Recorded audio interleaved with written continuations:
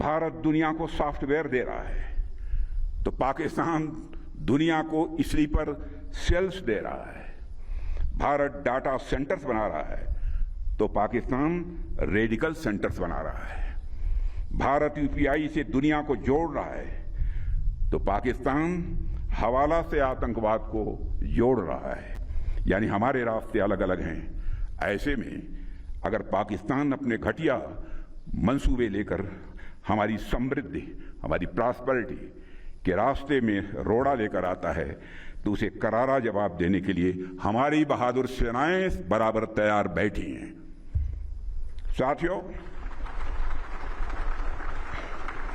साथियों, आजकल आप देख रहे होंगे दुनिया के अनेक क्षेत्रों में इस समय कॉन्फ्लिक्ट्स चल रहे हैं। कई जगहों पर कई वर्षों से युद्ध चल रहा है। मिडिल ईस्ट और रशिया यूक्रेन में चल रहे कॉन्फ्लिक्ट भी वर्षों से चल रहे हैं।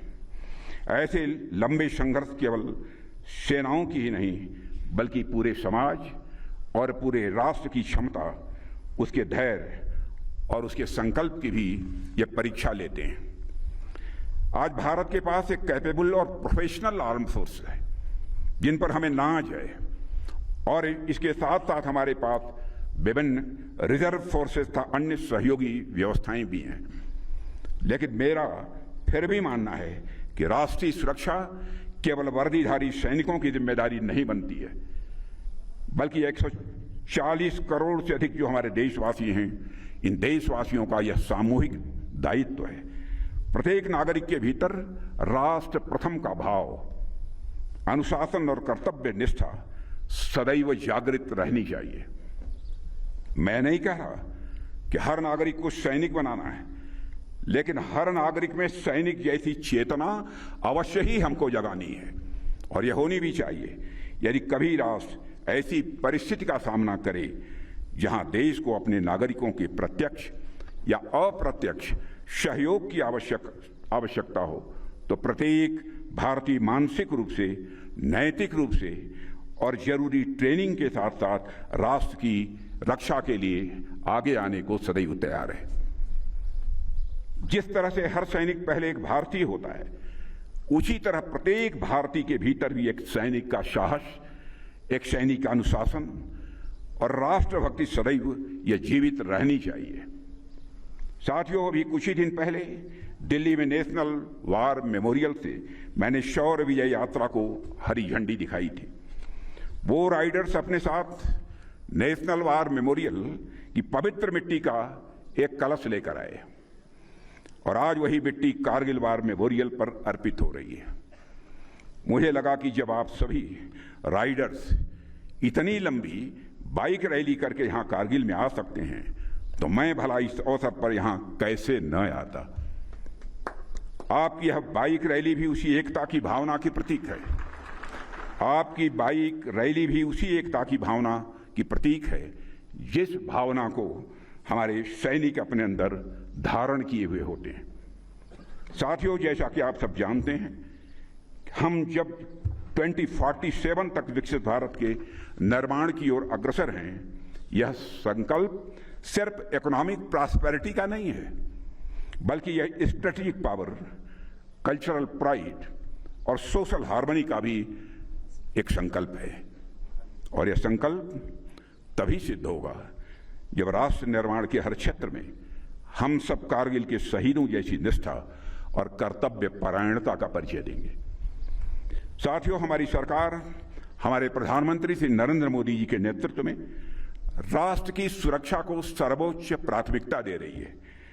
कारगिल युद्ध ने हमें सिखाया था कि हमें अपनी सीमाओं पर हर मौसम में, हर परिस्थिति में हमेशा सजग रहना होगा और इसलिए हमने न केवल अपनी सीमाओं पर बुनियादी ढांचे को ही मजबूत किया है बल्कि अपनी सैन्य ताकत को भी समय के अनुसार जितना आधुनिकतम बना सकते थे बनाया है और इसे और आधुनिकतम बनाने का सिलसिला आगे भी यह जारी रहेगा। चाहे वह श्रद्धेय अटल बिहारी जी वाजपेयी के समय शुरू की गई स्ट्रेटेजिक रोड प्रोजेक्ट्स की बात हो या आज सीमाओं पर बन रहे टनल्स और ब्रिजेज की, हमने हर वो काम किया है जो हमारे जवानों की ऑपरेशनल इफिशिएंसी को वो बढ़ा रहा है। आज हम न केवल जमीन पर बल्कि स्पेस और साइबर डोमेन में भी उतने ही सक्षम हैं। आत्मनिर्भर भारत के तहत साथियों, हम रक्षा उत्पादन में आत्मनिर्भरता की ओर तेजी से आगे बढ़ रहे हैं। साथियों, चूंकि मैं कारगिल में हूं, तो मुझे इसी संदर्भ में परमवीर चक्र विजेता लेफ्टिनेंट मनोज कुमार पांडे की पंक्तियां याद आ रही हैं।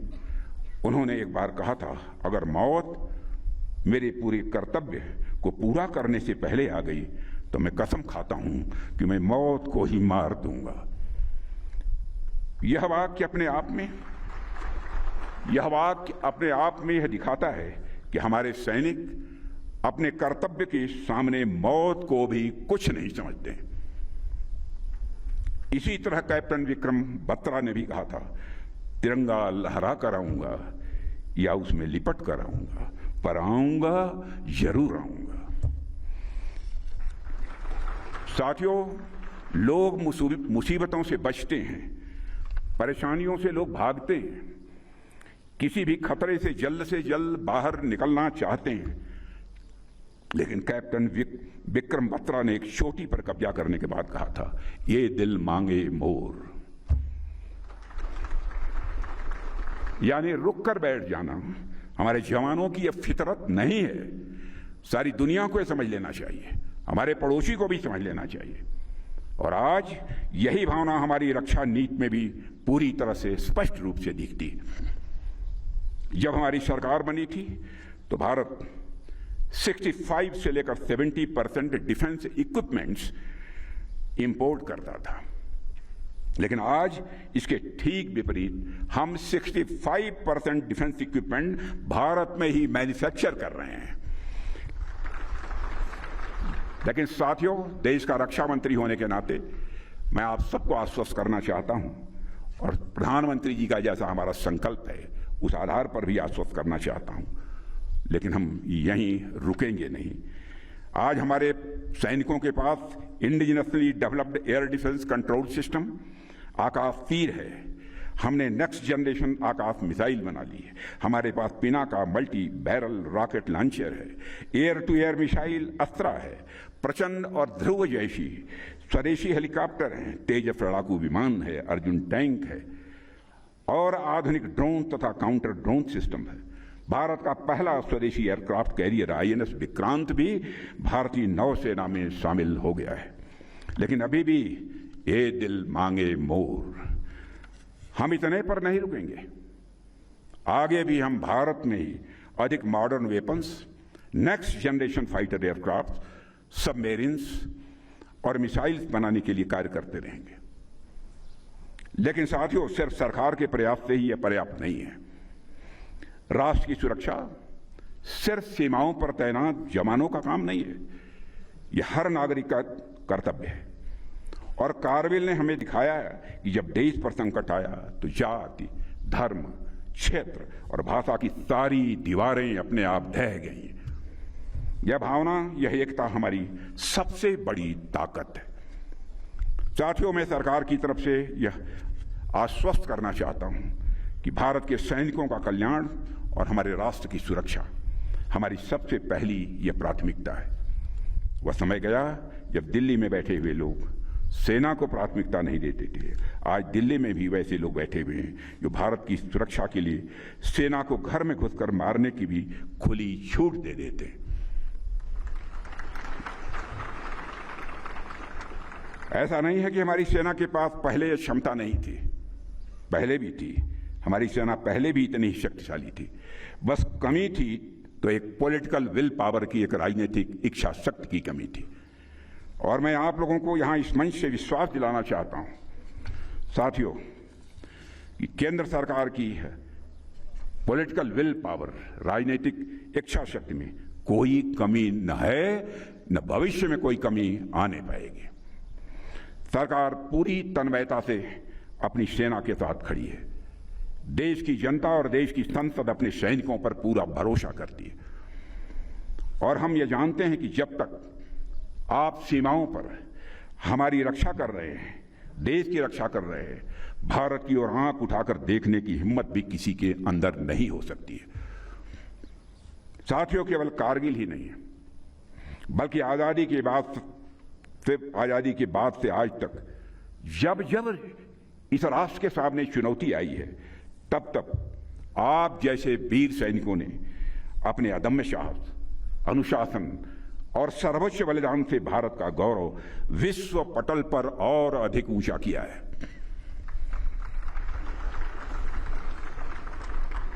और मुझे पूरा विश्वास है कि आप सभी आगे भी इसी समर्पण, निष्ठा और पराक्रम के साथ मातृभूमि की सीमाओं की रक्षा करते रहेंगे। यह देश सदैव आपका ऋणी रहेगा। इन्हीं शब्दों के साथ मैं आप सभी को ऑपरेशन विजय की गौरव गाथा और कारगिल विजय दिवस की वर्षगांठ पर हार्दिक बधाई और शुभकामनाएं देते हुए अपना निवेदन यहीं समाप्त करता हूं। बोलिए भारत माता की, भारत माता की, भारत माता की। बहुत बहुत धन्यवाद। आपके ओजस्वी उद्बोधन के लिए बहुत बहुत आभार। कृपया मंच पर ही बने रहे मान्यवर। मैं माननीय रक्षा मंत्री जी से आग्रह करता हूं, कृपया मंच पर बने रहें। अब थल सेनाध्यक्ष महोदय द्वारा टाइगर हिल, बत्रा टॉप, तोलोलिंग, गन हिल एवं पिंपल की युद्ध भूमि की एवं अदम्य साहस का प्रतीक है, जो हमें याद दिलाती है कि भारत की संप्रभुता। तो देखिए, इस वक्त की बड़ी खबर आपको बता दें, रक्षा मंत्री राजनाथ सिंह ने करगिल वॉर मेमोरियल से एक बहुत बड़ा संदेश दिया और साफ तौर पर उन्होंने कहा कि अब पाकिस्तान से बात होगी तो सिर्फ और सिर्फ पीओके पर होगी। साफ तौर पर देखिए, पीओके का जिक्र करते हुए यहाँ पर नजर आया। इसके अलावा पाकिस्तान को आड़े हाथों यहाँ पर लेते हुए रक्षा मंत्री नजर आया। उन्होंने साफ तौर पर कहा कि जहां एक तरफ भारत जो है वो नित्य नए दिन विकास की गाथा लिख रहा है, आप देखिए किस तरह से भारत आगे बढ़ते जा रहा है, तो वहीं दूसरी ओर पाकिस्तान जो है वो कभी सुसाइड बॉम्बर बनाता है, कभी हवाला के जरिए आप देखिए किस तरह से देश में अस्थिरता फैलाने की कोशिश करता है। और कुल मिलाकर पाकिस्तान का जब यहाँ पर जिक्र होता है, मैंने पहले भी आपको कहा था कि जब भी रक्षा मंत्री यहाँ से कुछ कहते हैं वो संदेश पूरी दुनिया तक पहुंचते हैं। और आज दो टूक यहाँ श्रद्धांजलि अर्पित उन्होंने की, उसके बाद कह दिया कि पाकिस्तान जो है उससे अब बात सिर्फ और सिर्फ पीओके पर होगी। वही पाकिस्तान जो बार बार अपने नापाक इरादे यहां दिखाता है, अपने मंसूबों पर कोशिश करता है कि वो